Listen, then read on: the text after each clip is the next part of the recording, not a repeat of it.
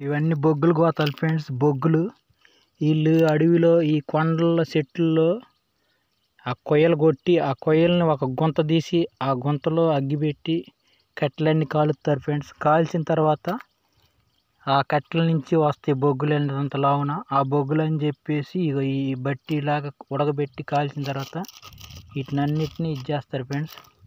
ఇవన్నీ సంతకు తీసుకెళ్ళి అమ్ముకుంటారు ఫ్రెండ్స్. ఒక్కొక్క గోతం 250 రూపాయలు, 200 కాడికి ఇవన్నీ అమ్ముతారు ఫ్రెండ్స్. ఒక్కొక్క గోతం 200 పడిద్ది బొగ్గులు. ఇక ఇందులో లోన బొగ్గులు చూడండి ఫ్రెండ్స్. అన్నీ కుట్టుకొని పెట్టుకున్నారు నీట్గా బొగ్గులు. ఈ గోతాల్లో లోన ఉంటాయి. అసలు ఒక్క బొగ్గు కూడా పోకుండా అంత నీట్గా కట్టుకున్నారు ఫ్రెండ్స్. ఇక లోన బొగ్గులు ఇక ఎంతంత లోన ఉంటాయి ఫ్రెండ్స్. ఇక బొగ్గులు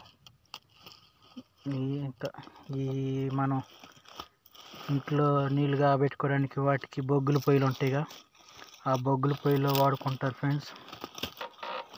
ఇక బొగ్గులు ఇక ఫ్రెండ్స్ ఇక బొగ్గులు ఇంక ఈ గోతాలన్నీ ఉంటాయి ఫ్రెండ్స్. ఇక బొగ్గులు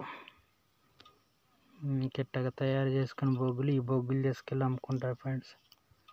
చూడండి బొగ్గులు భలే కాలుతాయి. బొగ్గులు ఇవి బాగుంటాయి బొగ్గులు ఇవి. ఇక ఈ గోతాలన్నీ ఇవే ఫ్రెండ్స్. ఇలా